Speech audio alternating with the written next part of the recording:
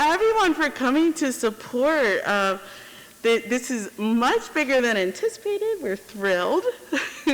So, stick to the script. No. Good evening, CASA families. My name is Maria Chow, and I would like to welcome you to the CASA Creative Writing Mid-Year event. We are proud to bring you the riveting stories, plays, poems, and informative works from our writing room. These works were assignments, big and small, that students have spent long hours writing, workshopping, and revising.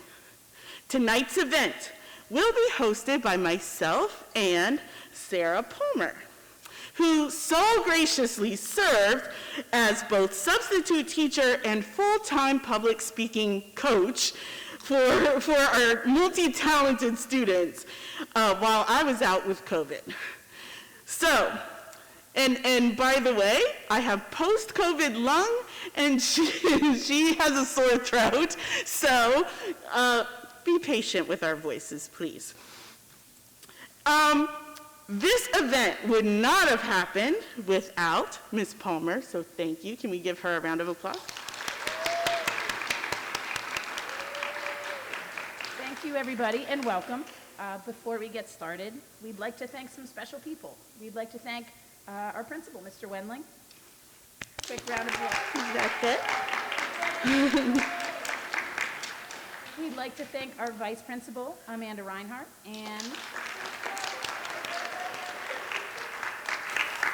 the administrative staff, Sue Hill and Michelle Schellenberger.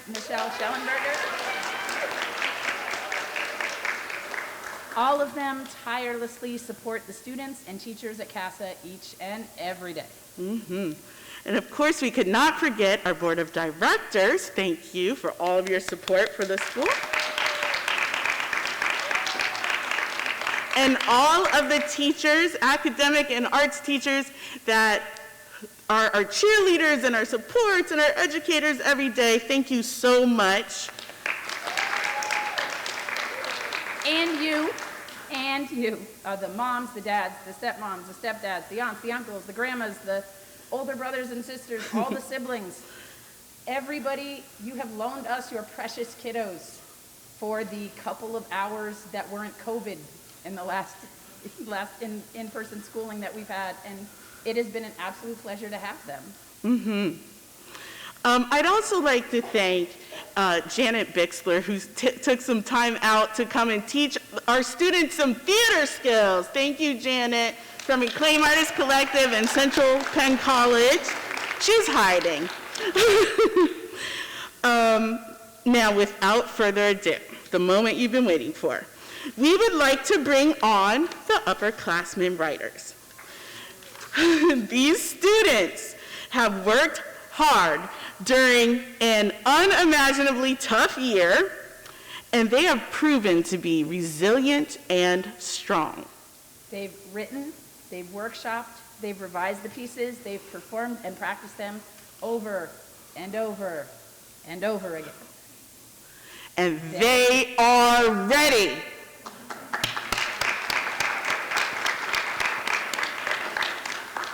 The first half of our program will feature the upperclassmen. Then we will have a brief intermission, and then we will hear the work of our underclassmen. So please allow me to introduce the first prolific poet to the stage. I have known this one since they were a wee bairn in their mother's arms. So I'm so proud to introduce to you Griffin Kent with Changeling.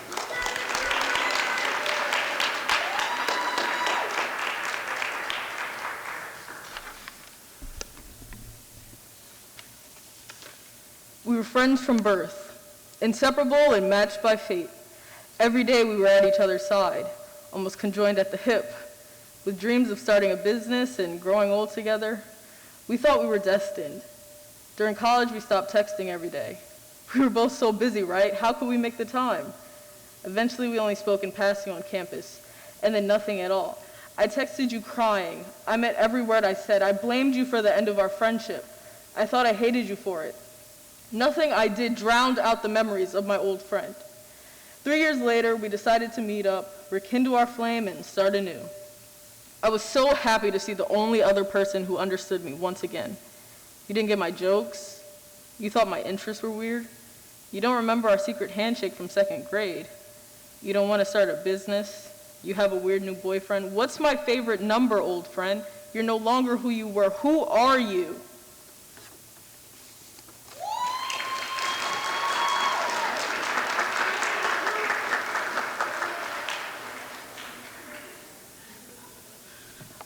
That was really great. Thank you, Griffin. I know I get on your nerves. I'm sorry. It's been a long time. See, I got too much mama in me. That's what it is. Okay. So this next one I'm so excited about. What would you do if you had to speak to your future self? What if you had to speak to your past self, mamas and papas? I might get in a fight. I don't know. So I'm very excited to share this dramatic reading written by Kylie Ma. It's Dear Future Self. And Kylie will be assisted by Rowan Valera.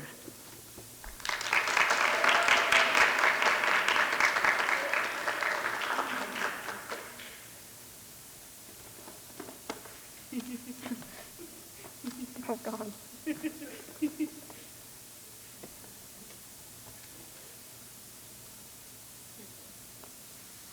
Two characters sit in a small living room on a couch, across from one another.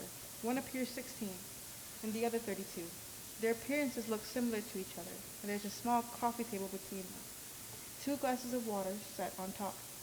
A dim fan light brightens the small room, the windows half covered with transparent curtains, and the sun is an orange glow that is setting behind more apartment complexes. Present Kylie materializes into the room, already on the couch. She looks up at future self and realizes that future self has awareness of the situation. You don't belong here. You weren't supposed to realize. Well, you were me and I'm you. I know what you did. Why even are you here? You were half my age and you were in the same room as me. Actually, don't tell me. I know why you're here. It's happening, isn't it? Listen, I got scared. I had to know what the future held for me. Our place looks nice. Not my taste, but the more I look at it, the more I like it. I'm guessing everything did work out? I wish everything did. Future self takes a sip of water and shifts uncomfortably in her seat. She pulls out a piece of paper and hands it over. Present Kylie takes the slip of paper and starts to read it. Eviction. Financial issues, I'm guessing? Mom and Dad did pitch in, but we both know that can't be all the time. This is my 7th eviction in 8 years. 7th. What kind of job do we have exactly? Future self's chin noticeably twitches, as if something had been bothering her for a while. Remind me again, how old are you? 16. Just started junior year. You look about mid-late 20s yourself, but knowing your teens, I could be wrong. Oh, 16. I wish I was 16 again. Happier time and had everything we loved. But I'm 32. For a job, well, we never found something we loved enough, did we? No. We tried to make something of ourselves at 17, but it never worked. Afterwards, we did so many new things to try and find something we loved, and it never worked. I didn't even finish my first year of college because I couldn't find anything worth pursuing. The phone next to future self starts buzzing, and an alarm starts emitting from it. It was an Apple alarm, but not one present Kylie had ever heard of before. Even the back of the phone had multiple cameras and lights. Give me 1 second. I have to grab something from the kitchen. Future self stands up and walks into the kitchen, and present Kylie watches curiously. A rattling noise could be heard, and present Kylie could only assume it was pill bottles. Multiple pill bottles. Before you ask, these are what you think they are. As life went on, we got diagnosed with a couple more things. Future self takes all the pills at once with water. Depression, for starters. We have a mild form of anxiety, so take these when needed. She holds up pills needed for anxiety so present Kylie could see from the other room. As if you aren't familiar with them anyways. Oh, and you know how we were so different to everything? Well, it got worse with life, and now we're diagnosed with apathy. But on the bright side, Kylie, we don't have an eating disorder anymore. The only good thing that came from all of this. Future self comes back into the room and sits on the couch. placing the glass of water back on the table. Life is complete utter garbage, and I couldn't even bother to care anymore. I stopped caring a long time ago. Can barely keep a job and manage my life, let alone manage. Let me repeat that.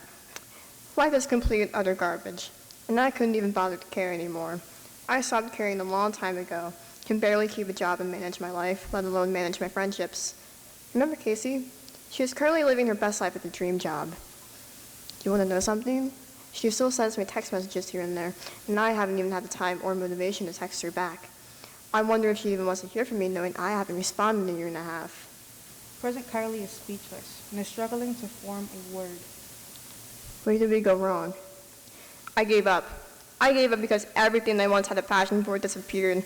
Every new thing we had tried for a possible career, I didn't believe in myself or have the motivation to keep up with it. The only thing I ever do now is play stupid video games, but even that is starting to feel old. Everything feels repetitive. Waking up feels repetitive, and life feels repetitive, and working for the rest of my life, I'd rather be dead. I already know you're feeling some of the effects, kid. This is your future, and there's nothing you can do about it. Don't tell me I can't. Oh, I remember when I thought I could change the outcomes of things. Quite the complex, isn't it? Especially when you think you had everything put together in place. And look where it got me. You know what? I think we're done here. I think I'm in the realm. Reality is clearly we aren't the same person. Oh, we are. Don't deny the fact you're going to end like this someday. The only difference is that you will now have a guide in your life. You will forever know what happens next. Maybe you could even change. Without me, you would become just a depressing lump. You can finally lead a life I desire to have. I could tell you everything you want to know. I can tell you when your dogs die. Maybe you could finally save the one in particular. What?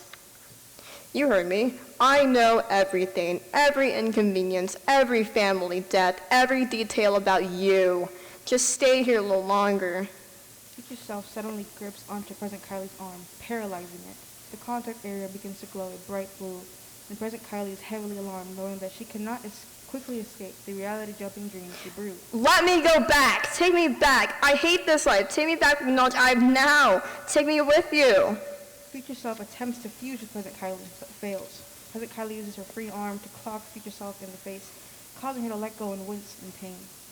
Present Kylie creates enough distance between her and the anomaly of her dream. We can see Future Self crying and screaming, collapsing to the floor. Her body starts to melt into a dark, fleshy slime, and everything around Future Self starts to collapse in on itself. Why couldn't we fuse? Please bring me back. I want to fix everything. Stay back and you're not the same. Present Kylie yells the phrase, "Wake up," which is capable of bringing her back to her real reality. She whips away in thin air, leaving Future Self behind. Future Self's reality withers away. Present Kylie awakens in her own room, in her own bed, sweating and gasping for air. Her head is throbbing severely, but she is safe and sound. She takes in her surroundings and is able to realize she is back where she belongs. God, no. I hope I will never turn out like that. I won't. I know it needs to be changed.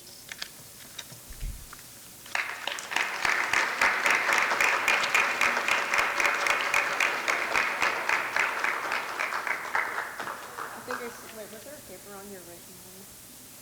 I think I snagged it up somewhere. No, I don't think so. Okay, good. Good job.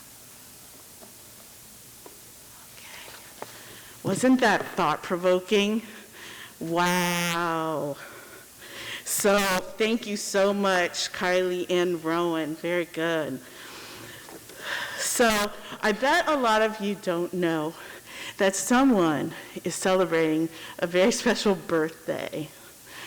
That would be Edgar Allan Poe is turning 212 this very day. And why is Poe mentioned? As many art students told me they don't like him. So, well, let me tell you why. Because Poe was the father of speculative fiction. Without Poe, we probably wouldn't have many of the fantasy novels that students love to read, as well as the Law and Order series that mamas love to watch. And he also invented the short story. As we know, he liked the dark and macabre. And I do believe that this next writer, it very much shares in Poe's talent for the spooky and spectacular. And so, without further ado, I will introduce to you, reading My Addicting Fantasy, A.J. Smith.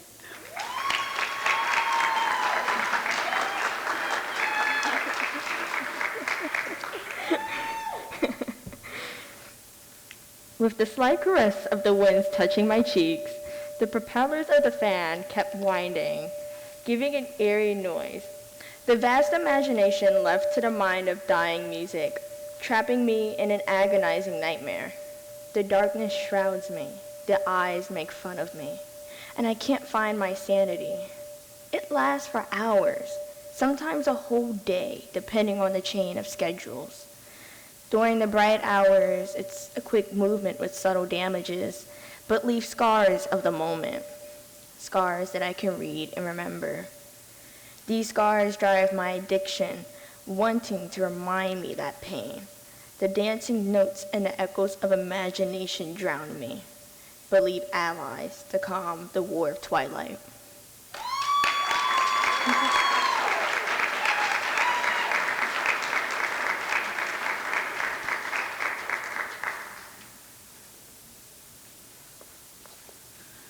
That was awesome. Thank you. And okay.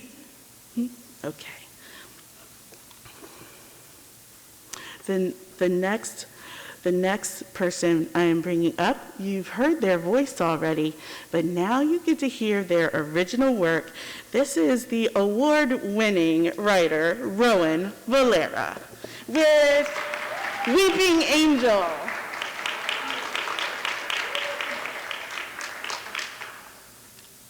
Hi.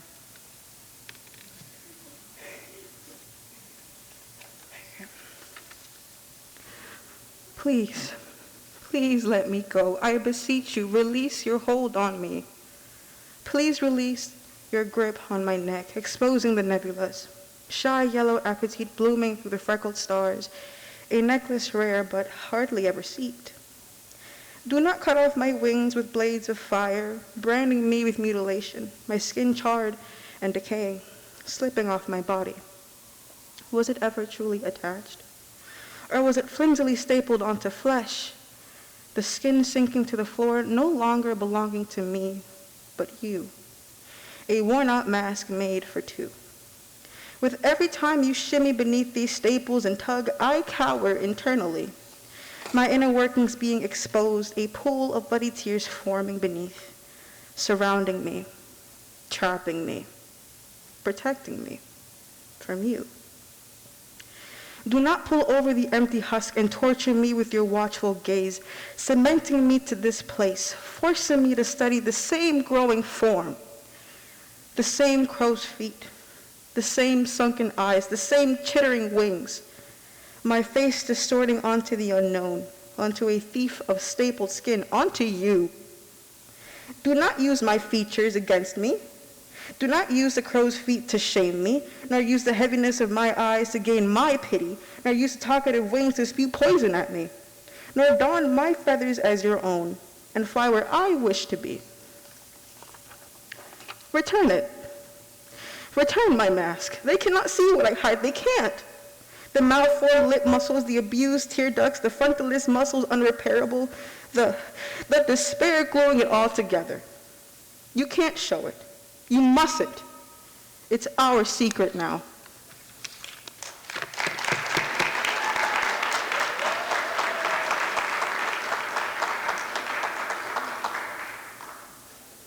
Beautiful.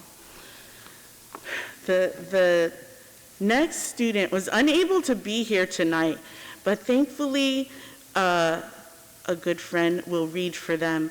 August Patterson's poem is entitled Worthy, and it will be read by Davis Scher.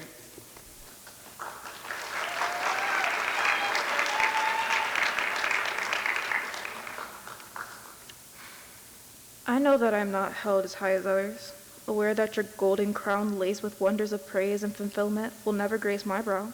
I will never feel that sense of happiness, knowing that my efforts to achieve more are fruitless in your vision, like sun-bitten peach, now tossed into eerie shadows to rot toward the pit of despair. That limelight won't shine upon me as it does to others, yet I am not jealous or angered. What I tell myself isn't true. In reality, the latter is a comforting realm of falsehood festering in some wretched mind, blood-curdling, solid, and to attempt to make this body feel whole. Because who am I to attempt to have the sun bless this body if I was never considered a planet in your solar system to begin with? No, I'm simply some meteor flung too quickly in your lifetime for you to care. Soon enough, I will burn up under your stare.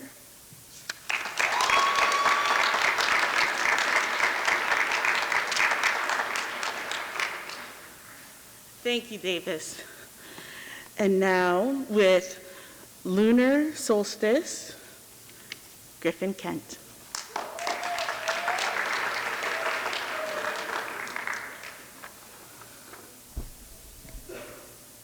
The moon phasing, shifting in sequence with the phases of emotions. The stars shed light on our broken hearts and tattered paths. The moon heals wounds and shares peace as it moves. The cycle is infinite. Repeating night and day, it's the passing of our lives and we are but stargazers. Shooting stars kiss our forehead. They bring light to the darkness. When we're together, my pain subsides. You are my night sky. The cycle has ended. You're no longer in my grasp. You are now one with the moon. My heart lives there too.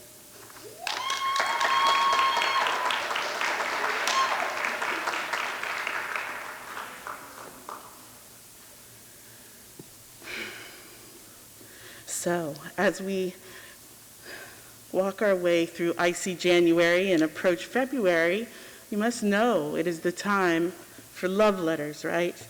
So, our first love letter here is a love letter to November by Ruby Tilder.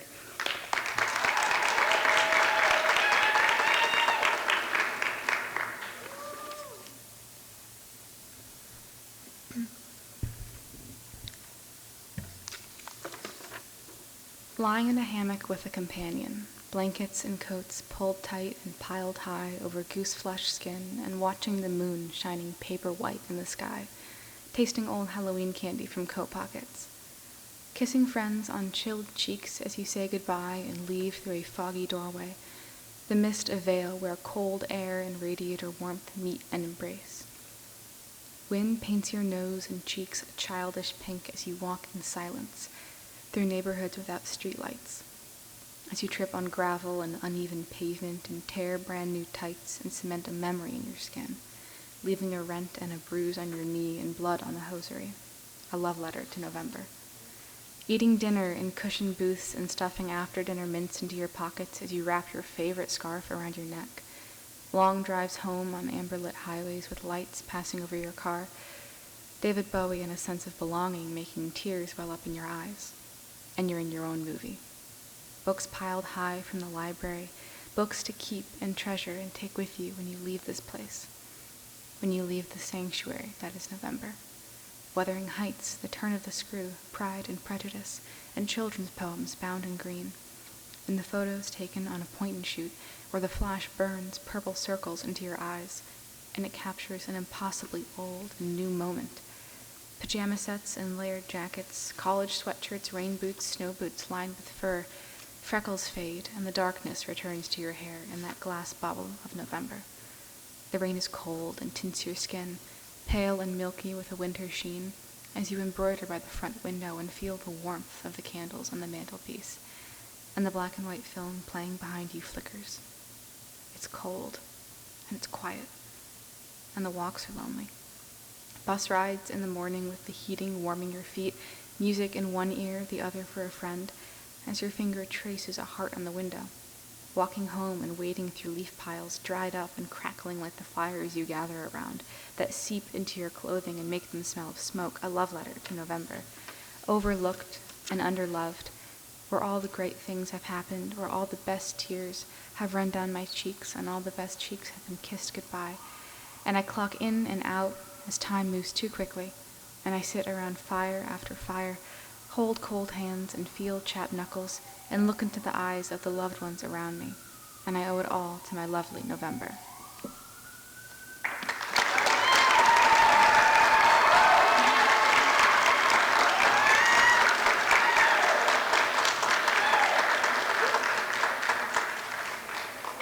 That was beautiful. Ruby's another award-winning author that we have here, and those of you that have our literary magazine that was published last year, or might have gotten a copy in the back tonight, Ruby designed the cover. So another very multi-talented student, as Davis designed the inside. And so I'm going to bring up Davis again with Daydream Love Letter.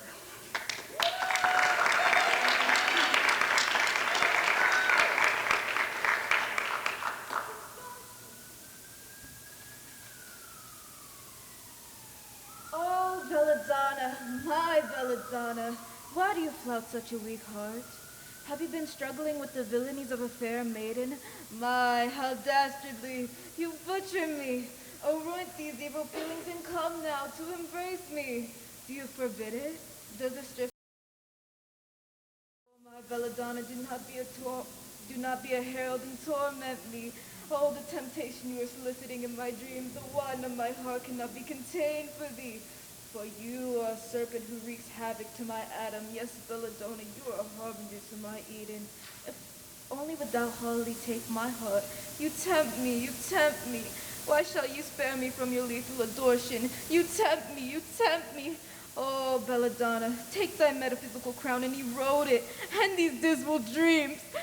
Be a sorry temptress and let thy take its cut.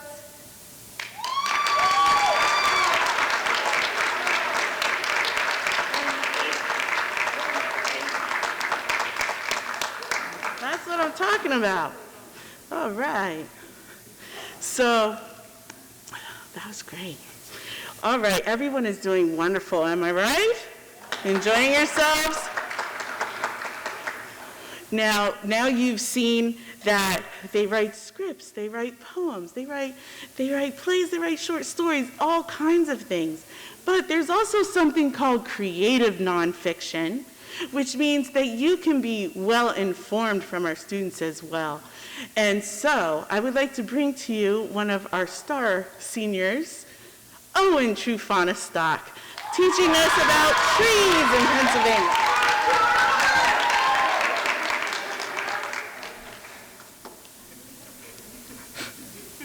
In the state of Pennsylvania, we have 3 native birch trees.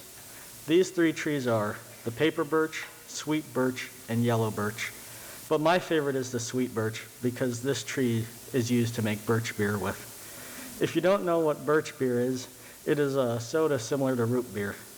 The main ingredient in birch beer is the bark of the sweet birch tree, which is a blackish brown color. Another way you can use the bark is to cut it into thin slices and boil it like noodles for soups and stews, or just eat it raw. A couple of other uses for the birch tree are baskets and containers. Another tree that I found interesting was the cherry tree. There are also 3 native cherry trees: the black cherry, choke cherry, and fire cherry. Cherry trees can be used for a multitude of reasons. The wood of the cherry tree can be used to make furniture, paneling, and scientific instruments. The bark can be used for cough syrup, and you can use the fruit to make wines and jams. Thank you.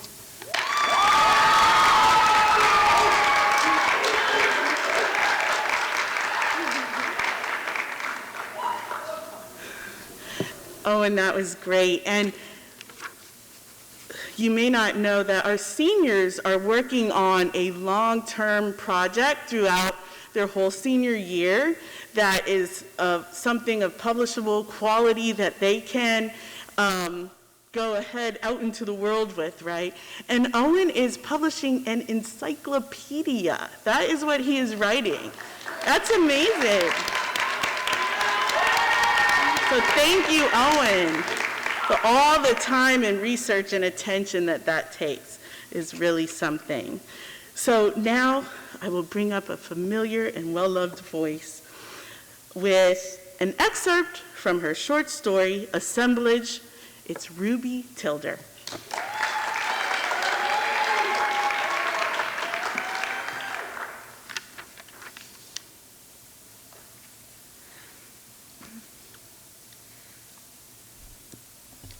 Etta secured the tennis bracelet on her wrist, Black shoes, leather new and shining, tapped the pavement assertively as she made her way briskly to the library.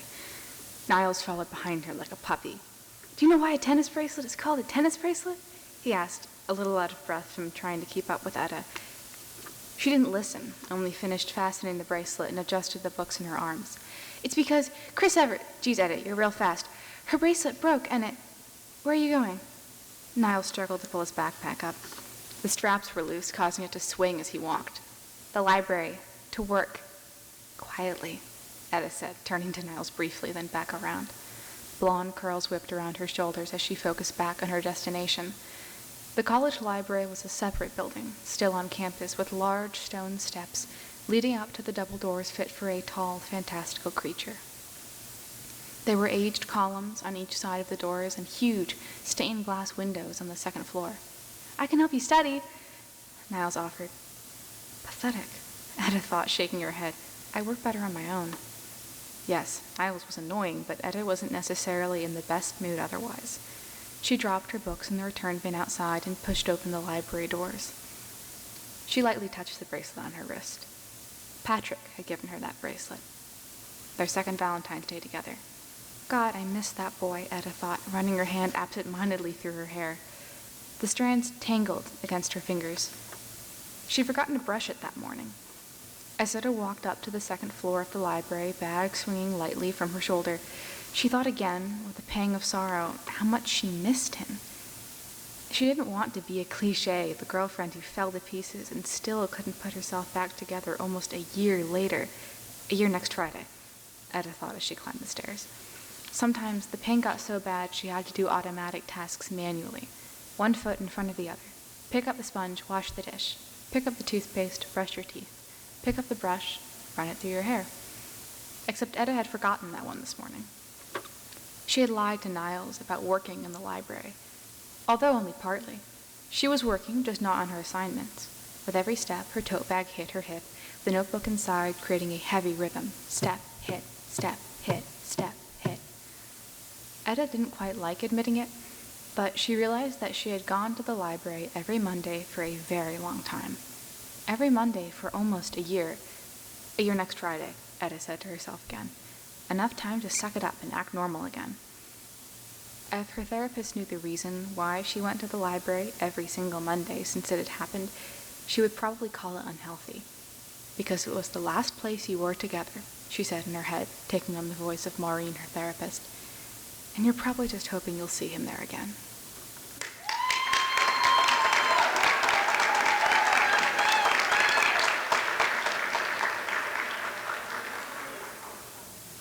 Thank you, Ruby. And now I would like to present to you an untitled piece from Shelby Rudy.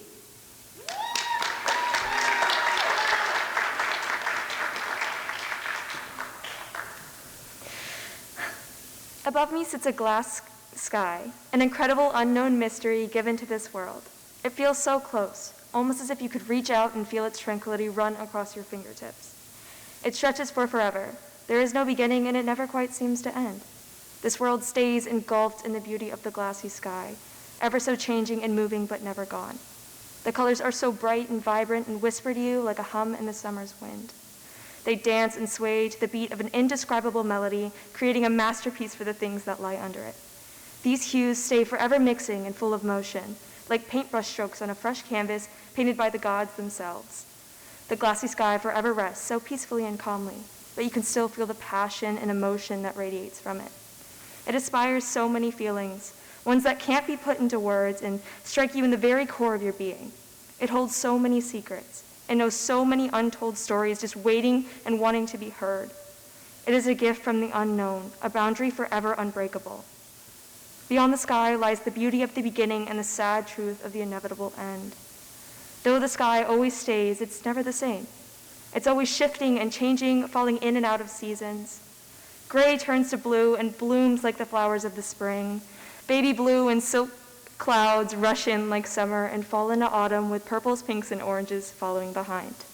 And as the colors fade and midnight fills the sky, silhouetting everything in darkness, the hush of winter falls.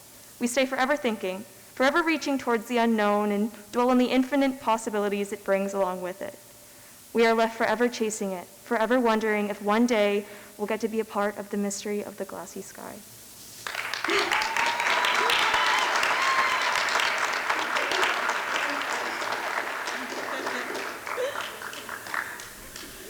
Beautiful job, Shelby. Okay. I'm so proud of these students. So, for our last upperclassmen to present, now you all that knew me back in the day, and there's some of you in here, you know that I have to introduce this in the way I gotta go old school, like, yo, yo, yo, the next poet coming to bless the mic is a spoken word artist by the name of Talea Mackenzie. Now look, this is interactive. This is spoken word, so you can't just sit there. You gotta listen. So give some love, some snaps, and some claps for Talea. Let's play a game.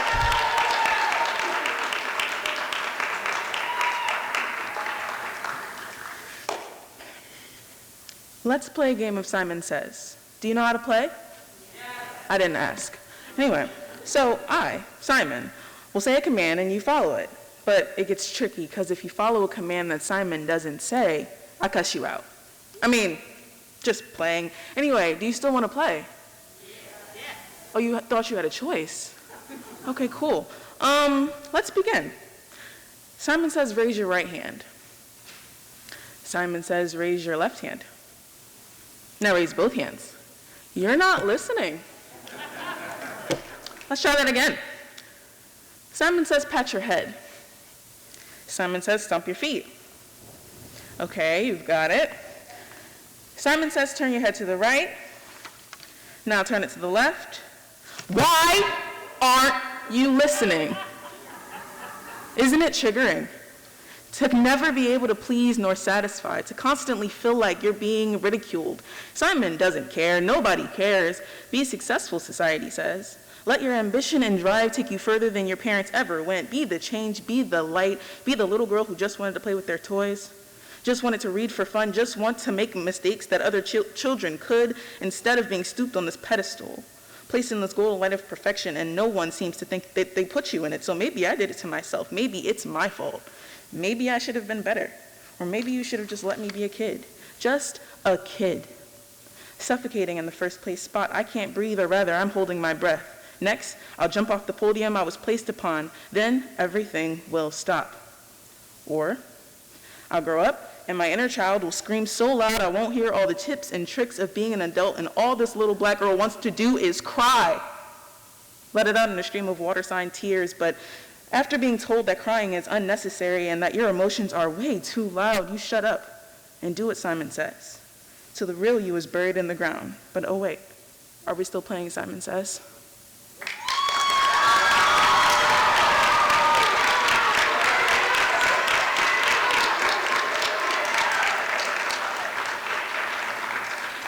Was I lying? Thank you for bringing the fire. We're going to cool off this mic for about 5 minutes. There's restrooms straight in the back if you need them.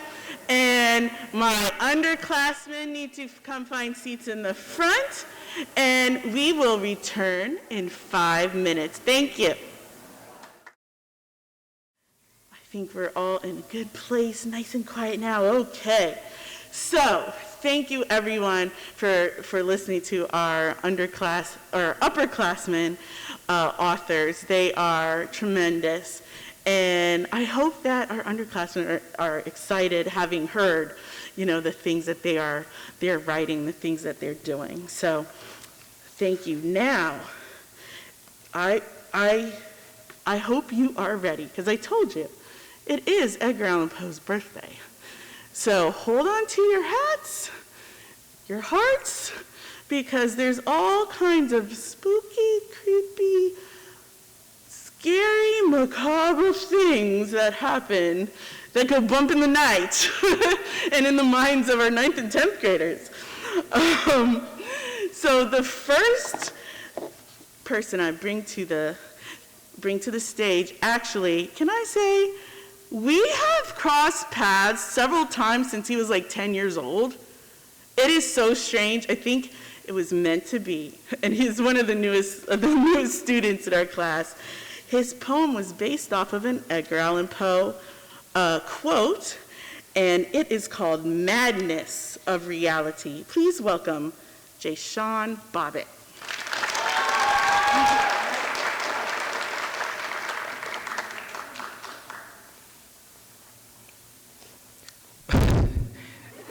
Is this madness?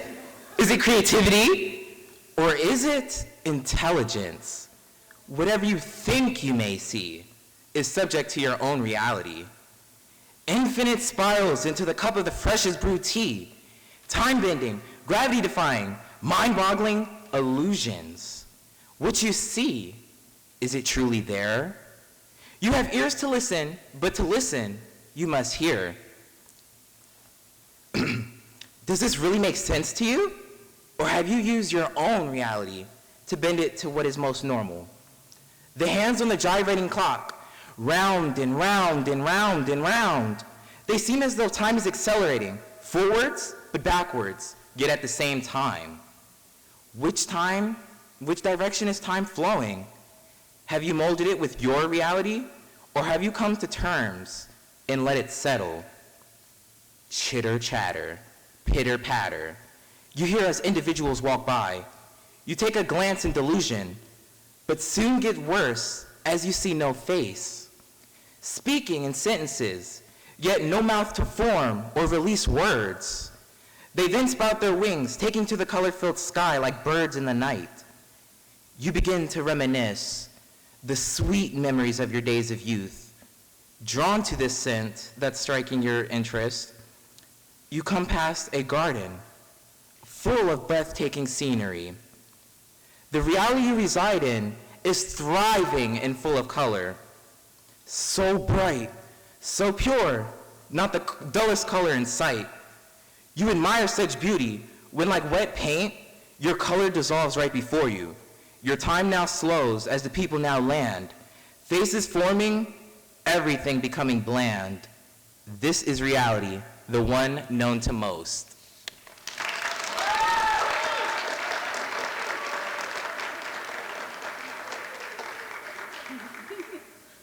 Just trying to get a look. That was great. Thank you. And next, an excerpt of a short story that is again in that spine-tingling vein. Listen close to the lovely voice of Lilia Molina Baumberger.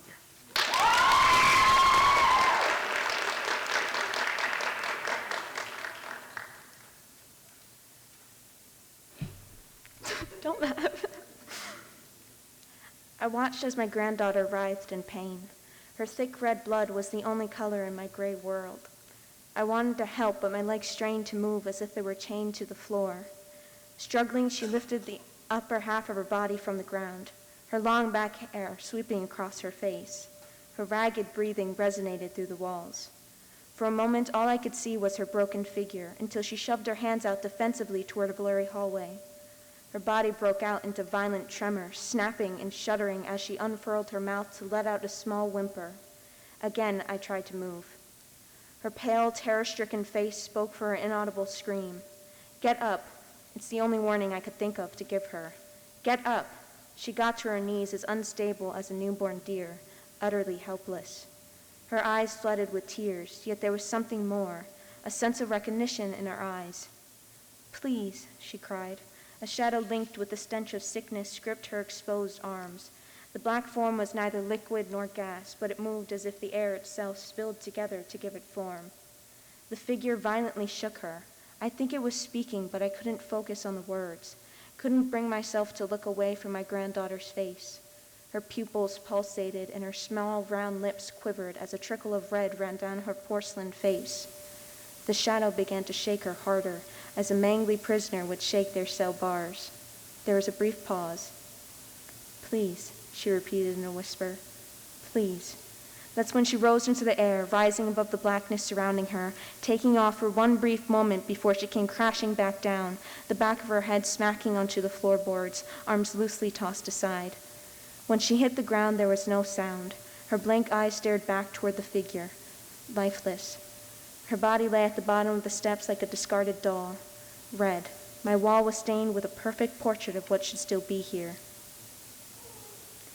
A stream of light burned my opened eyes. I was in a bright cathedral decorated with weeping streamers, complementing the melancholy people that sat for the service. The dream nearly made me forget where I was, but the cold feeling of the pew kept me tethered to what I hoped to be reality. I looked around the room, taking deep breaths to control my nervous shaking. Against the back wall, a line of tables were decorated with assorted desserts and thin pamphlets. Usually my eyes would be led to the dainty cakes, but the photo of the young girl called for my attention. Her hair was swept back behind her ears, giving space for her blushed cheeks. Smiling so wide, the picture didn't seem to be doing her happiness justice. My eyes traced over her grin once more, a contrast from the girl I saw her as only moments before. We gather here today to mourn a girl who was robbed of something all people should have, a long life full of love. An older man, dressed in a long black robe, announced. He stood in front of the small crowd, a murky light cast behind him. He clutched the papers that lay on the podium before starting again. At only 12 years old, she was found dead in her grandparents' home. Briefly, the clergy's eyes darted toward mine, the contact leaving my body cold. No sign of his sympathy. A place that should always be considered a safe haven for our children. Today should not be used strictly as a day of penitence. It should also be a day of remembrance and forgiveness. May we all find it in our hearts to forgive those who have wronged us, and may we pray for the fast recovery and healing hearts of this poor family. As the clergy began to finish, stifled sobs scattered from person to person. I made my way down the aisle of people, hand in hand with my wife. I was told earlier that our presence for the open casket ceremony was mandatory. My condolences for your loss, Mr. Atkinson. Your granddaughter was a fine girl. Always so cheerful, that one. These phrases came in handy for most. Others seemed to be at a loss for words as they approached me, sobbing as they shook my hand, and occasionally gave a prompt pat on my back. But as they left my field of vision, I had the strange feeling that they were glowering at me. A wild pack of hyenas waiting for me to arise from the tall grass they seemingly hid behind. As the service closed, I crept into a closeted space and felt as the night and weighing fatigue crept upon me. I grabbed the pamphlet from the inside of my trench coat and held the picture of the small child close to my chest. I began to shed silent, heavy tears for my baby.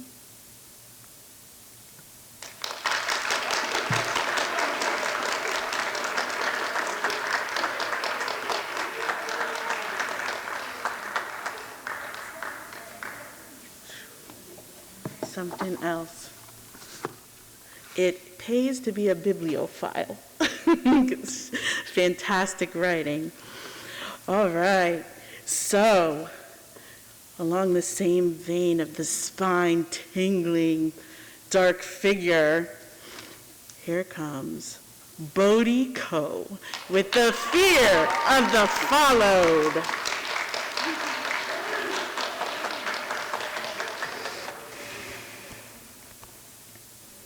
Somewhere in the darkness.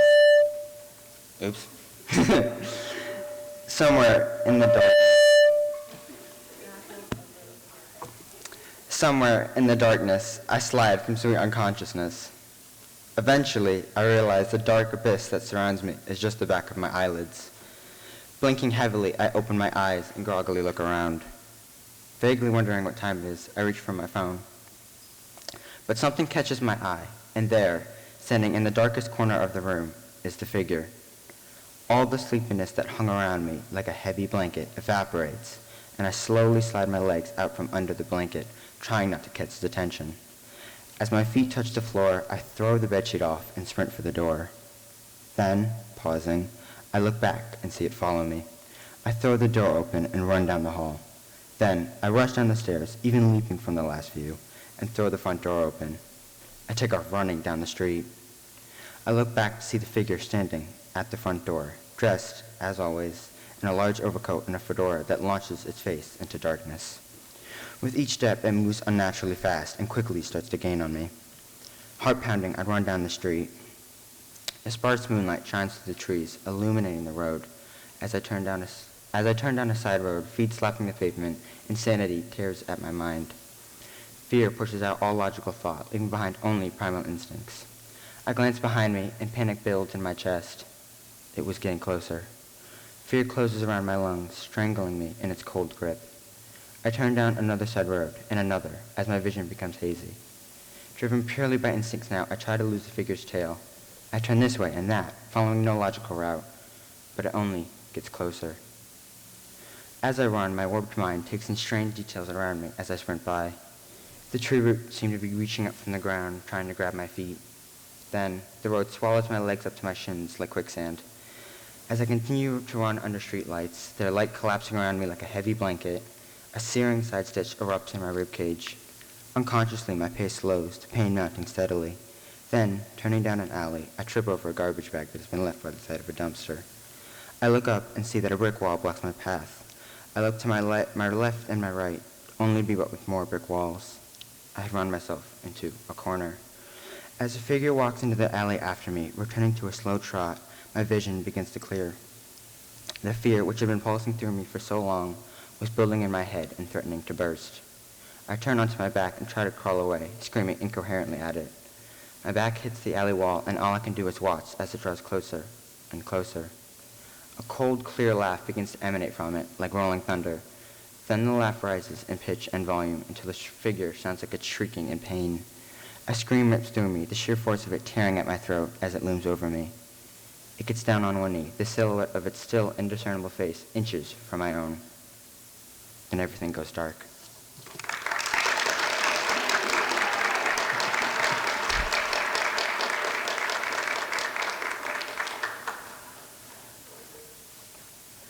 I think that definitely had that Poe feel to it. I think we might even get a smile out of Edgar from that one. So what a way to celebrate his 212th birthday. Thank you, Bodhi. That was great.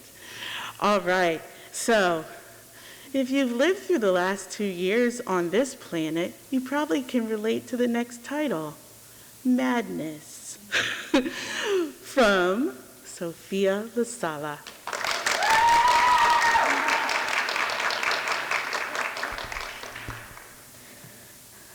Madness, a thing everyone goes through, a thing that drives many people insane. It has been 653 days since I was locked in a room with no window, a room with no door. To tell you the truth, I have no clue how I got in here. I have no clue how I went from a happy child playing on a playground to someone who can barely move my fingers. I can feel the rats crawl on my skin when I shut my eyes. My hair has been falling out, at least the pieces I haven't ripped out. Every time I move my eyes, they burn, like an old machine needing oil. Within the first 100 days of being here, I gave up on trying to get out. I can barely stand. My bones are brittle and weak. My insides are hollow. My mind is empty and filled with evil. I can tell when the seasons change. When the sun beams on wherever I am, I start to break into a sweat. When the cold starts to freeze the world, my bones begin to shut down and go cold with it. My mind blurs whenever I try to think. It's a puddle of water trying to stay sane. If they cared, they would find you. I have told myself that every day since I've been here. They must not care enough. How can I be in a world where not one person cares about me? Not one person has tried to look for me. Every day I stay here, I start to disintegrate. Every day a part of me withers away even more. I have seen madness right before my eyes. I have lived with madness, and now the madness is in my head, coursing through my body, eating me alive. Every time I close my burning eyes, I get a glimpse of hope. I hope that the voices will stop. I hope that the invisible mice will run away. The madness that everyone faces is nothing like this. This is someone trying to play a cruel joke on me. This is someone lying to get a laugh. This is someone ruining another's life. I never thought I was crazy or mad. I was told I was just special. I am special. Insane people are special.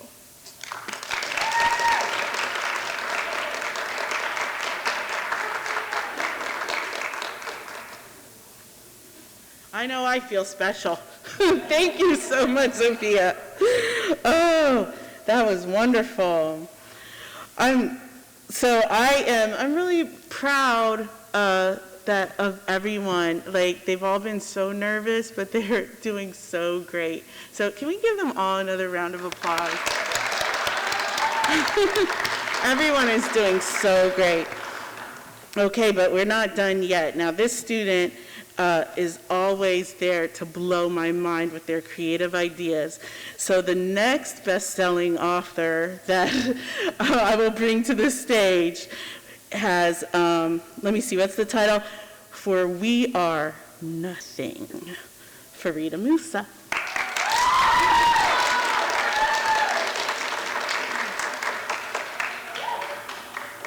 Step, step, step. Ooh, okay. Step, step, step. Fast movements of feet are heard by the sire, shuffling behind the closed wooden doors, desperately trying to arrange themselves like clothing on a shelf. Each of those feet stepped into a place that was appointed to them from the very moment they took their first breath, and it'll be their place to step into until their very last. The sire gently pushed the wooden doors open. There stood people of young ages, side by side. The room had multiple wooden tables with a large golden one in the center. The men were dressed in gray attire while the women were dressed in ocean blue gowns. The older the age of men, the darker their shade of gray. The older the woman, the darker their shade of blue. The older women were standing next to each other as the younger females stood in front of them. Same for the men at the other side of the room. There were 120 people in total. Although there were many of them, they were all eerily similar. They smiled a smile that looked like it had been rehearsed too many times before. Generic, wide grins stretching from each edge of their lips, appearing as if they were trying to convince themselves of their own happiness.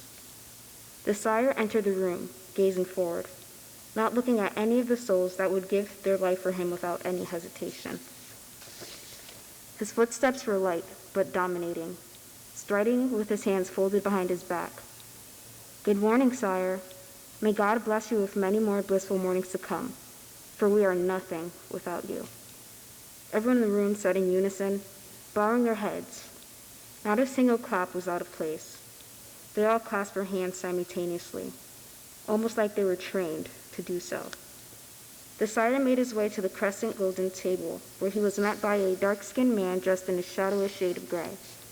He looked older compared to the others. A small piece of paper on the man read, Toby 17. He proceeded to pull the chair out for the sire and pushed it in after he sat. The sire took a look around and was met with eyes and smiles of admiration from the people he had raised, the people who thought of him to be everything they needed and more, someone they wholeheartedly believed they would be nothing without. But he had not returned a single motion to any of them. The sire raised his hand in the air, and almost instantly, everyone broke their formation and began to feast their morning's dew. Grabbing the handkerchiefs, they all tucked them into their collars and reached for their silver forks and paper knives. They cut their small piece of beef and raised it into their mouths. 1, 2, 3, chew. 1, 2, 3, chew. 1, 2, 3, 4, 5, swallow. And so it repeated. The room was filled with complete and utter silence, just how he liked it. The only mouth movement was for the one that consumed food. No one dared to interrupt the piece of figure they held to the esteem of God. Just like God, the sire could provide punishments, and for those who became a victim of his wrath will remain a lesson, for they are now no more.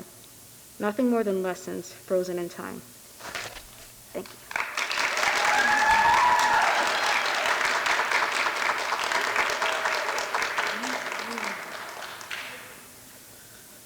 Thank you, Frida. That was great. So the next short story will be read by another bibliophile. I love to see folks reading. Great readers become great writers and best-selling authors.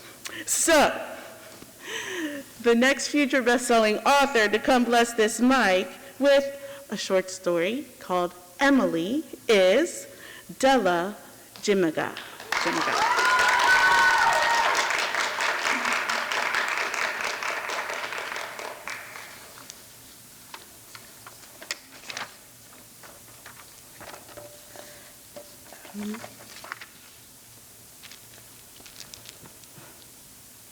I never meant to kill her, but my mother was not a good woman. She cast a black shadow over my life. Her sharp words and empty promises took form in my mind, demons wearing her face, laughing at me in the dark. Yet, in her old age, my mother was a lion declawed, an entire lifetime of cruelty and narcissism mellowed out by dementia. My mother was sweet to me in the end, docile and innocent. It's too bad those demons never left me. At a glance, you might think Mother's bedroom belongs to a child. The doctor said the nostalgia helps her. The walls are painted a delicate light blue, the windows covered with frilly lace curtains. Her bed is made with pink sheets spotted with girlish flower print, complete with a lacy bed skirt. But neither of these things would be what she noticed first. Those would be the dolls. They're everywhere, decorating every shelf and lounging on the dresser. Toddler-sized dolls stand by the foot of the bed like guard dogs. There were dolls of every kind, but each of them had one thing in common: their eyes. Vacant glass eyes stared out from each doll. Even when I wasn't looking, I felt them watching me. Gracie, dear, would you fetch me a cup of tea? My mother's frail voice wobbles out from the bed. She's just woken from a nap. Heavy blankets and pillows surround her small frame, about to swallow her whole. Yes, Mother. I put down the book I'm reading and get up from my seat next to the bed. In the kitchen, I fill our kettle with water and watch as the lights change, letting me know it's ready. I take out a mug and make my mother's favorite Earl Grey. I stir in a spoonful of sugar and a splash of milk, just how she likes it. Where were you? My mother says when I walk into the room. I was making you tea. Remember, Mother? My mother's eyes cloud with confusion before they settle on the mug in my hands. Then she smiles sweetly at me. Of course. Thank you, dear. I never heard those words from my mother before the illness. I help her sit up before carefully placing the mug in her hand. It trembles slightly when she brings it up to her lips. She takes a long sip before jolting the mug away from herself. She looks up at me, agitated. You didn't make any for Emily? Wait, where is she? What did you do? She looks around frantically and the tea threatens to spill all over her. My mood sours. I was hoping she would forget about this for longer. I plaster on a smile. Emily's just fine, Mother. No, you took her. You took her from me. I take away the cup of tea before she can scald herself. Emily was just resting in the guest room, Mother. What? I'll bring her to you, okay? Emily? Yes, Emily. I leave the room to get her. Behind the closed door, I try to steady my breath. I lied to Mother. Emily was not in the guest room. I walk down the steps of the basement, and my heart grows colder the closer I get to it. A locked black box sits in the corner, illuminated by a sliver of light coming from a tiny window. It's as if she's been waiting for me. I unlock the box, and goosebumps prickle my skin as I face what stares up at me. Emily is one of the bigger dolls. She lies on her back like Sleeping Beauty. Perfect golden ringlets frame her sculpted face. She's meant to be beautiful, with rosy cheeks and butterfly eyelashes. But her frozen smile hints at something sinister. And her eyes, they're huge like saucers, and a terrible black. I feel as though I'm peering into the edge of a dark black hole. With a single misstep, I'm to be torn to shreds and swallowed for eternity. The worst part, when faced with that darkness, I felt like a moth to flame. Some sick part of me wanted to know exactly what lay beneath it. I snap myself out of my thoughts and pick the doll up, making sure to turn her eyes away from me. My mother is still in her bed, crying out for the doll. Emily, Emily, she wails. She's right here, Mother, she's right here. I hand her the doll, and she calms down, rocking it back and forth. Oh, Emily. See, Mother, I told you, leave us, Grace. My mother's personality has shifted. Her steely tone reminds me of the terror she once was. It makes me feel small again, and without even thinking, I reply meekly, yes, sorry, Mother, and exit the room. Once I'm outside, I take a few breaths, and my control returns to me. And yet, I can't seem to shake this feeling of dread.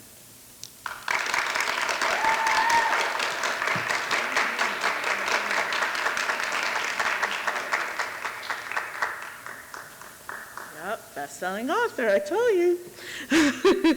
All right, so now we will slip away from the dark, spooky stories to a little more of the political side, a little wisdom from Denaya Royster, To Be a Young Girl in America.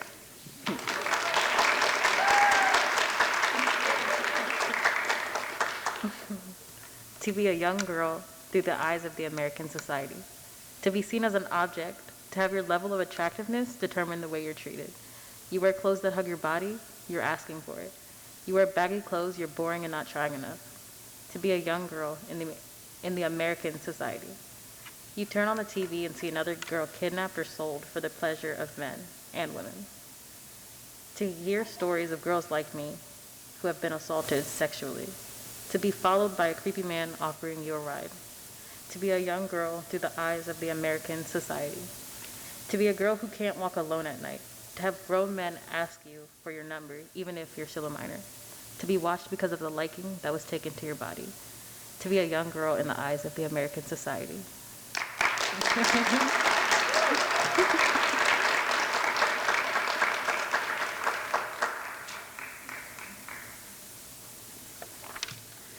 So let's add a little more of thought to that piece. Excellent job, Naya.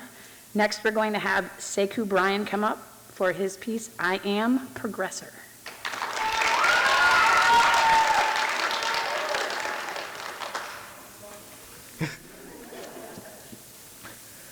I know we now know mankind is meant to be progressing remarkably everywhere we are in life today. Do you also know that progress is the dignity of man? Life is progress, progress to dignity, dignity as society going up on a ladder. Life is as growing, a gardener to harvest goodness. Progress is like a farmer's, farming to seed and to consume, to sell.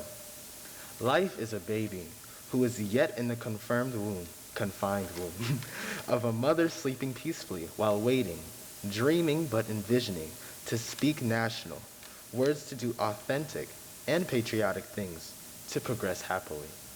To be born in progress, to be weaned to progress, to be upon the feet walking to go to school to progress, to be employed with a good job to progress, to be married with a God-fearing spouse to progress, to have children to progress, to say things and to do things.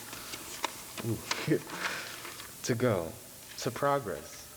Life is progress. To program mankind's progress. Listen to this given mind as bread, oven sounds, open-minding the delight. Progress is human dignity and joy to support the world we know.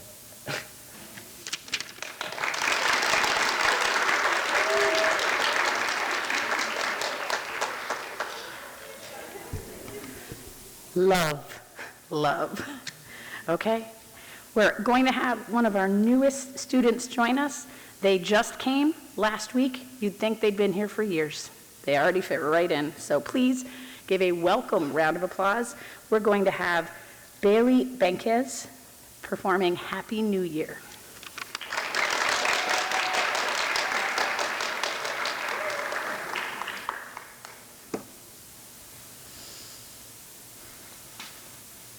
My head is fog. A cold summer drenched with rain surrounds me with trees shooting to the sky and moss under my feet, soaking my socks in wet, sopping liquid. Awake, cold sweat, cold enough to pull up the covers but leaking too much to dream of it. 4 a.m, staring blankly at the ceiling when nostalgia and shadows hide under the floorboards. Tan. An air conditioner humming in ears as no one pays attention to the chairs too heavy to be comfortable. While innocent retinas watch, not knowing the knife that sticks from the protagonist's back, someone rewound a tape and forgot about me. Am I the only one who sees it how it is? It's just the same. Today I felt scared thinking of your empty bed, in a tunnel instead of the safety of a cassette and a Walkman. And now you won't let go. The eerie sound of echoing when no one's around. Because now I won't let go. How has everyone forgotten? It's the middle of something that's starting and ending all at the same time. Is this real? Am I dreaming? Where am I? Who am I? The fog is thick. Somehow you're thicker. Happy New Year.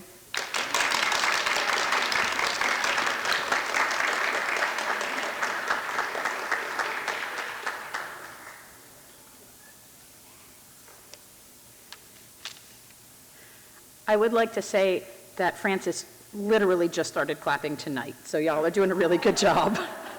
Clearly, you were doing good. You got the 9-month vote down solid. Okay, next we have a fantastic writer who's going to do a little thinking. Put your thinking caps on. We're going to have Isis Braxton come up with Changes.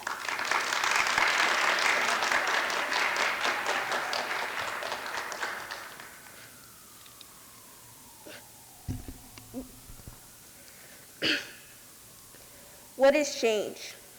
So many things have changed, and so many things will never go back to the way that they were. Change is more than moving out of your childhood home, and change is more than aging, and change is more than growing. Change goes deeper than tangible things. I feel change every day. I feel the change that some of my loved ones are gone. I feel the change that the breeze in the air doesn't smell the same on the first day of school as the ones when I was a little girl. I feel the change of when I arrive at my grandmother's house and I hear the rocks in her driveway. Change can do so many things. Change can make you feel sad, change can make you feel mad, and change can make you feel happy. Change is not only bad. I feel the change that Dr. Martin Luther King Jr. brought upon our world. I feel the change of the joy that my family is safe and healthy. We feel the change of many things. We have all experienced change at some point in our lives. Change is what makes us grow. Change is key.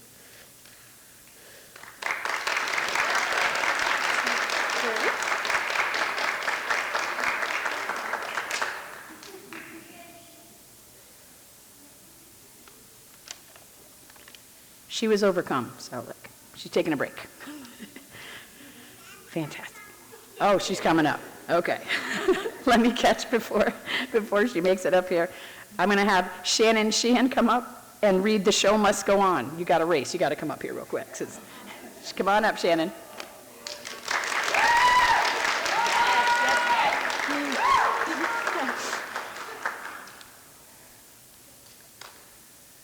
Unease nodded in the pit of my stomach ages before the evening of the performance, but I had kept quiet. Perhaps a sense of relief would have comforted me if I had truly earned my role, but I felt I hadn't. My fingers flipped aimlessly through the script, as I had already done this hundreds of times that night, but it was the only thing that distracted me from dwelling on the circumstances I couldn't change. The others made it clear that if I were to mess up any of the scenes, they'd end my career without a doubt. Tonight was the most important night of their lives, and if I were to ruin it, I'd never be forgiven. I was confident enough in my own abilities to not worry about any of that, but something still irked me from deep inside. Something was going to go wrong. I had been acting since I was a young child, and I enjoyed it as a boy, but times of childhood daydreaming were long behind me. The magic of the stage wasn't anything like I had thought it would be when I was little. In fact, it was more like something from a familiar nightmare, one of those terrible dreams where you just can't seem to wake up. Sometimes I found myself staring at clocks or pinching myself just to prove it was all fake, only to be disappointed when it wasn't. What once was my escape from reality had become the reality I needed to escape from. I peeked through the curtains at the building audience. Plastered-on smiles and revealing clothing filled the seats to a full theater. Even from backstage, I could hear their forced conversations and fake laughter. There was something unsettling about performing for people who were already actors, though they lacked professional training. Hey, you. A firm clutch on my shoulder grabbed me away from my thoughts. I whirled to see Eloise, my only friend behind the curtains. She was bubbly and excitable, but more importantly, she was real. I found comfort in knowing she would never lie to me or say anything about me behind my back, even if the others would do so without a second thought. If anything, I was glad to be an understudy in a show with her, even if it meant suffering the wrath of her crabby castmates. She smiled. You've scored quite the role, haven't you? I think I've 7 lines. I wasn't really trying to be funny, but she laughed at me anyway. She had a nice voice. Something about the way she laughed at me made me feel like she was laughing with me, rather than at me, even though I didn't always understand what was so amusing. She didn't have a very big role herself either. She was really in the beginning. After that, she basically got to sit back and relax for the rest of the production. Personally, I believe she deserved more. She had a penchant for playing characters with so little plot importance that her acting often went unrecognized, yet I knew how much her potential was overlooked and wasted. Every line she delivered was delivered with meaning and executed in a natural manner.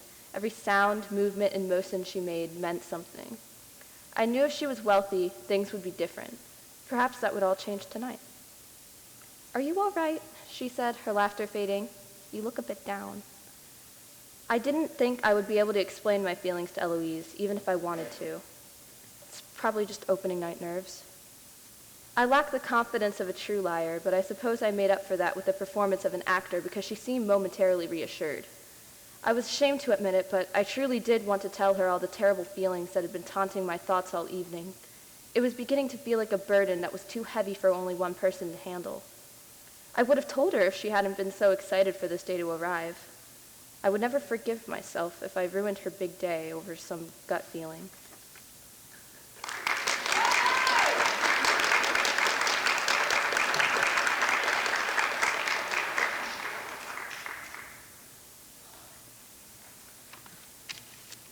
Excellently done, excellently done. I am overcome with the amount of work that these writers have done to not just write the pieces, but prepare them to perform them, to not read them, to perform them. And I'm really pleased that you all are such a friendly audience, because sometimes it can be difficult at best to be up in front of a lot of people. We're going to have a piece with several voices, and it is written by Corinne Lawson. It's called Dead by Daylight. Come on up.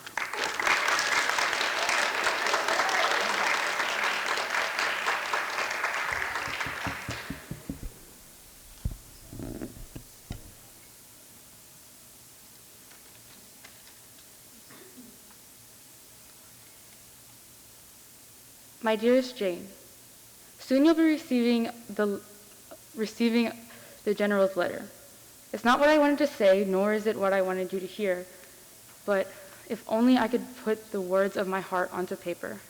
Oh, the stories I would tell you, the good, the bad, the everything. I wish they had just let him stay with you. Maybe one day we'll be back home making music. You'd sing the melody, you'd sing the harmony, I'd sing the melody. And let's hope that one of Henry's sisters wouldn't mess up this time. Looking back at it now, it all started with that old man on the train. Where'd you be from, boy?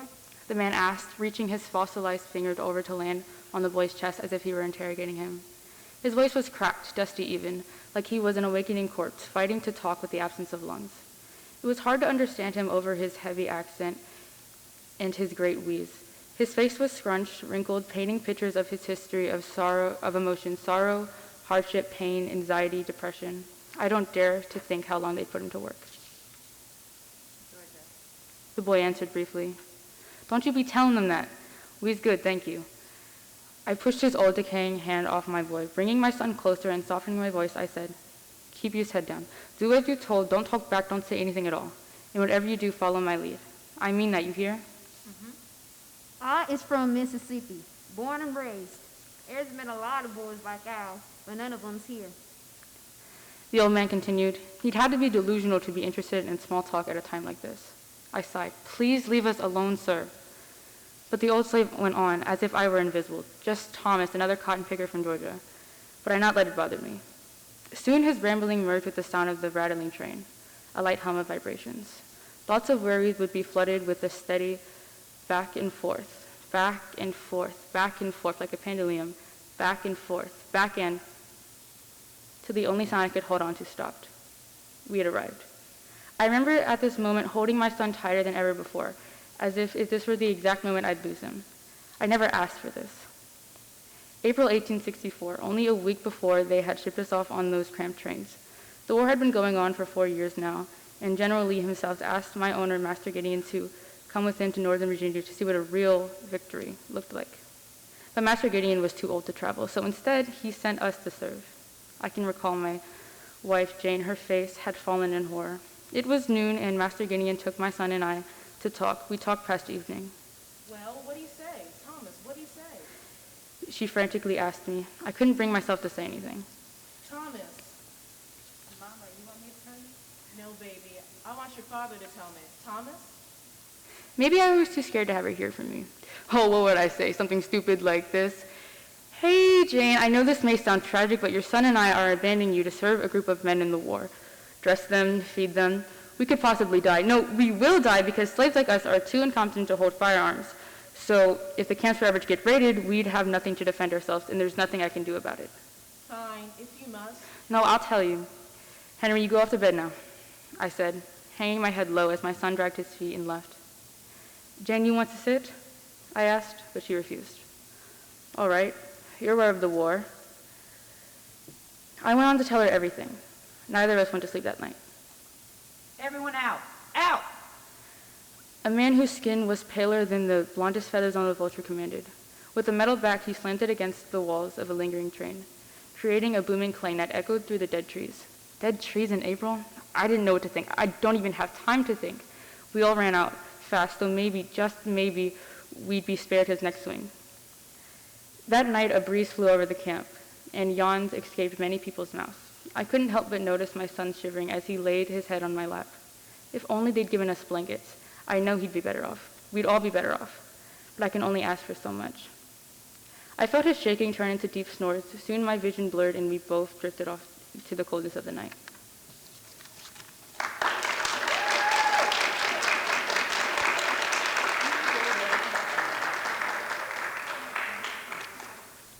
Okay. Our next reader, our next performer, reading their piece, You Did Well, is Annelle Jones.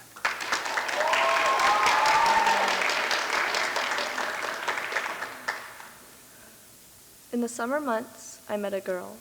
She had graceful flowy hair that stretched down to her waist, black eyes that reflected the light, and a delicate smile that raised her cheeks into a rosy blossom. Of course, everyone was drawn to this beauty. Again, I'll add she was very beautiful. But the deeper I looked, the more I noticed something was different about this girl. She was treated with respect by everyone who crossed her path. People listened to her words, they cared for her thoughts, and paid attention to her boundaries. Why? Because she too cared about these things. No less did she take than the respect she deserved. She spoke her thoughts with strong conviction and passion that made the people around her listen to every word and watch every move. And when someone did cross her boundary, she quickly shut them down, showing no shame or hesitation. She believed she mattered, and that was enough for everyone around her to think the same. If I had to put this simply, I would say this girl loves herself. She nurtured, fed, protected, and took care of her mind and body. When it broke, she glued it back together, and when she needed to rest, she took a break. After observing this, I couldn't help but reflect on myself. I asked, well, why didn't I think to do the same? The simple thought of loving myself never crossed my mind. Maybe because I felt I didn't deserve to, or maybe everyone else told me not to and I listened. I could question this longer in the outrageous grip societal influence holds. But the message I want everyone to realize is you too deserve to love yourself. So every once in a while, say the words aloud, you did well.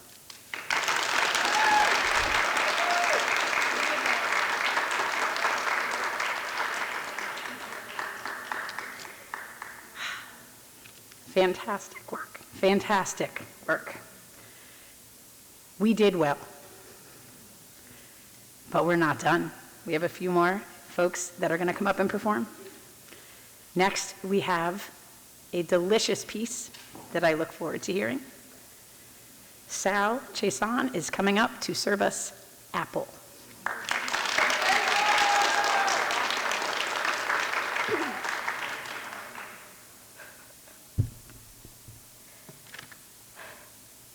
The oh-so-tempting luxury of the skin. I watch as its beautiful youth decays like a linoleum floor, dirt gathering as the path is trodden again and again, and I reach for it, my desperate lungs aching for a breath of fresh air, trapped in the decomposing smell of dreams before.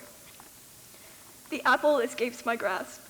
The saccharine taste teases my tongue, and brilliant red imprints on my retinas like the poetic light of a dying sun. Savoring the chance, my lips press tight. I etch the feeling into my mind while I stare into a waxy face, unfavorable expression painted so similarly to those I've disappointed before. I hold myself tight and don't dare to move, but the scent tempts me so, lovely as an elusive air freshener in a landfill, daring me to hope again. I know it will rot. I reach out again. My fingers brush the surface. It aged, not like fine wine, but a lonely woman, alone and cooped up, dying with nothing to show for it. I hold the ball of flesh and juice in my hand, the sweet apple in my old and gray clutch, mine. But the bite I take is sour. The apple turns to dust.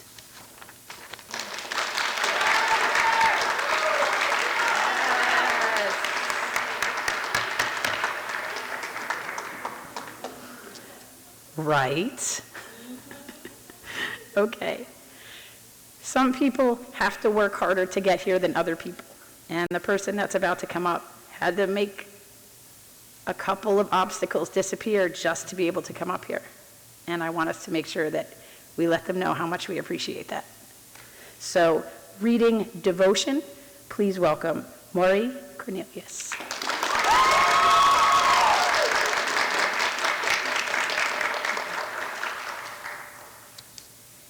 The 5th month was present and the sky was gifted with sun.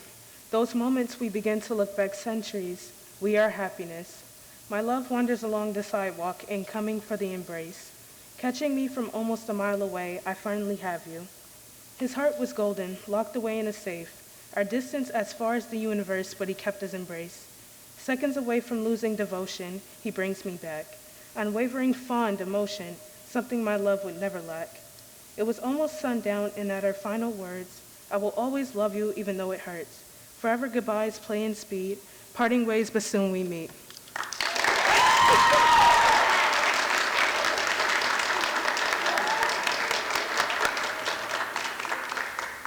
Okay. So our last performer, of course, last but not least, our last taste of writing and performing this evening, but by no means for the rest of the year. So please keep your ears and eyes open for other performances we'll have later during the year. And print that we put out. If we have our genre magazine, keep an eye open for that. Because your support is what makes it exciting to be here.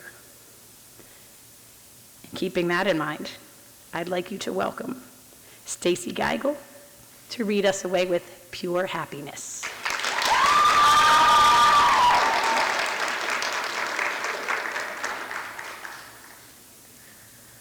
She likes cold coffee in the morning. The sound of the clinking ice cubes, the droplets that run down her glass. It soothes her mind so she can start the day. She likes long novels in the afternoon, the intense characters, a plot that causes her to flip through the pages. Flipping through those pages fill her with pure joy. During the evening, she will drink hot tea, the steam coming from the teacup, her fingers intertwined around the cup. This calms her so she may relax. Finally, tonight, she will listen to music. Now, this may not seem like much, but the lyrics help her feel safe. The instrumental gives her security. She may live a happy life, but she lives a simple life that keeps her happy.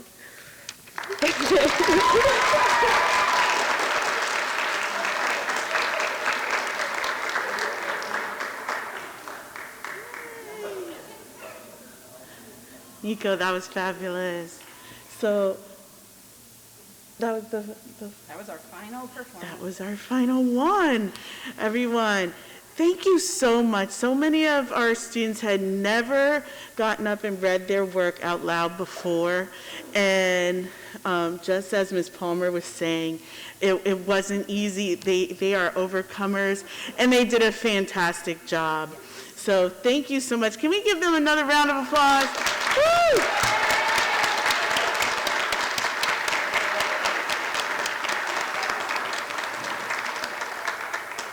As we gather up our things to get ready to go, please feel free to stop up and thank a writer who you heard, something that spoke to you, because that's what keeps us going. Mm-hmm. And please, writers, can you please give the audience a round of applause for giving them all the work that we got?